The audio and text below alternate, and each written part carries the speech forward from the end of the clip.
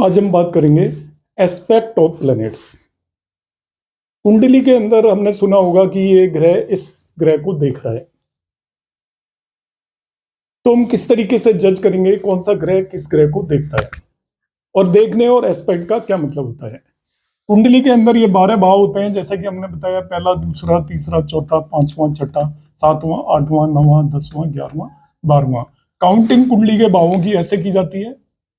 अभी तक जो वीडियोस देख रहे हैं उन्हें पता लग गया होगा भावों की किस तरीके से काउंटिंग की जाती है।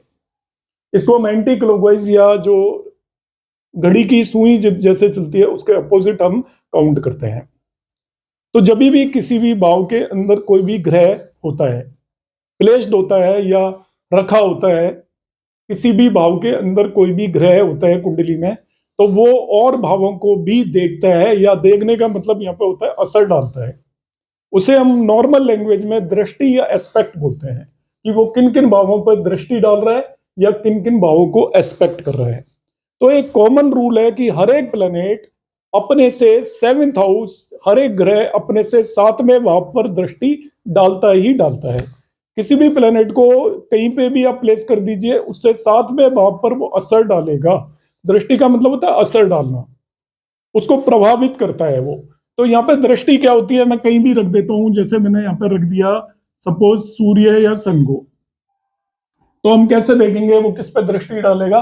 तो इससे आप 7वां भाव काउंट करेंगे, 1 2 3 4 5 6 7, ये आपका यहाँ पे 7वां भाव आ जाएगा। तो इसका मतलब सन यहाँ 7वें भाव पर अपना असर डालेगा, दृष्टि डालेगा। तो जब भी हम कुंडली को एनालाइज करेंगे तो हम हर एक ग्रह को देखेंगे और देखेंगे वो किस भाव पर दृष्टि डाल रहा है, तो वो हमें देखते ही पता लगना चाहिए। तो सभी के सभी 7 ग्रह, राहु और केतु को एक्सक्लूड कर दीजिए, राहु केतु की दृष्टि हम नहीं मानेंगे।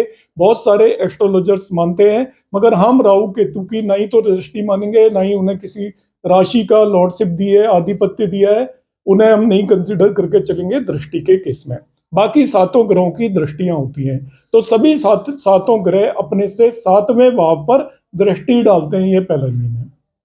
दूसरा, इनमें 3 ग्रह ऐसे हैं, जुपिटर गुरु, मार्स मंगल और सैटर्न शनि। मतलब गुरु, मंगल और शनि, जुपिटर, मार्स और शनि, ये 7वें भाव के अलावा भी दो दो और भावों को एस्पेक्ट या दृष्टि डालते हैं।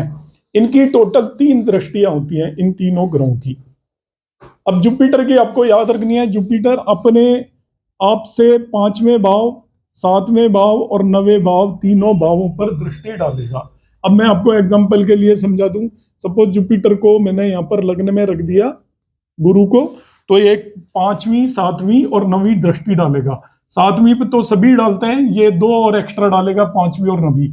तो यहां से गिनेंगे 1 2 3 4 5, तो जुपिटर इस हाउस को देखेगा, 6 7 इस हाउस को भी देखेगा, 8 9 इन 3 भावों पर जुपिटर की दृष्टि होगी।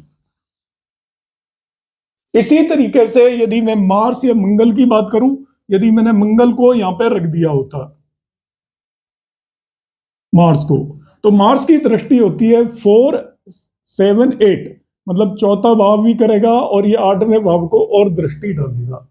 4 7 8 मार्स दृष्टि डालेगा यहां से चौथे भाव में, 1 2 3 4, फोर्थ, ये मार्स की दृष्टि होगी। 5 6 7 यहाँ पे दृष्टि डालेगा, 8 यहाँ पे भी दृष्टि डालेगा। तो 4 7 8 पर ये दृष्टि डालता है। शनि यदि बैठा हुआ है तो वो अपने से तीसरे, 7वें और 10वें भाव पर दृष्टि डालता है। तो मैं तीसरे, 7वें और 10वें को एक्सप्लेन करता हूं। देखिए, शनि को यदि आपने लग्न में यहाँ पर बिठा दिया, कहीं भी बिठा दिया, यहाँ से जरूरी नहीं है, तो वो अपने से तीसरे 1 2 3 यहाँ पे दृष्टि डालेगा, 4 5 6 7 यहाँ पे डालेगा, 8 9 10 इन तीनों भावों को शनि देखेगा। तो ये 3 ग्रह जो भी हैं, अब यदि मैं शनि सबसे पहले लिख दूं, मार्स दूसरे नंबर पे लिख दूं और जुपिटर तीसरे नंबर पे लिख दूं, तो शनि तीसरे भाव को देखता है, मार्स चौथे को देखता है, जुपिटर 5वें को देखता है, ये इनको देखते हैं। इसके बाद ये 8वें को देखता है, ये 9वें को देखता है, ये 10वें को देखता है, और तीनों 7वें भाव को तो देखते ही है। इस तरीके से हम इनकी दृष्टियों को याद रख सकते हैं। तो जुपिटर की 3 दृष्टियां होती हैं, 5 7 9, मार्स की 3 दृष्टियां होती हैं, 4 7 8, और सैटर्न की भी 3 दृष्टियां होती हैं, 3, 7, 10। तो ये तीनों प्लेनेट, बाकी सभी प्लेनेट की एक एक दृष्टि होती है, वो अपने से 7वें भाव, उसको अपोजिट या विपरीत भाव भी बोलते हैं। जिस भी भाव में है, जैसे यहाँ पे है तो उससे 7वां भाव अपोजिट होगा, यहाँ से है तो उसका 7वां भाव अपोजिट होगा। तो सभी प्लेनेट अपने से विपरीत भाव पर दृष्टि डालते हैं। इसमें एक चीज और बता देता हूं कि कुंडली के अंदर यदि लग्न में सभी ग्रहों को बिठा दिया जाए, सभी के सभी 7 ग्रहों को बिठा दिया जाए, ये मैं एक्स्ट्रा एक बात बता रहा हूं आपको, सभी 7 ग्रहों को लग्न में बिठा दिया जाए, सन से लेकर और सैटर्न तक, तो इनकी दृष्टियां क्या होंगी आपकी? 3, 4, 5, 7, 8, 9, 10, 11, इन सभी भावों पर इनकी मिला मिलू के दृष्टियां हो जाएंगी।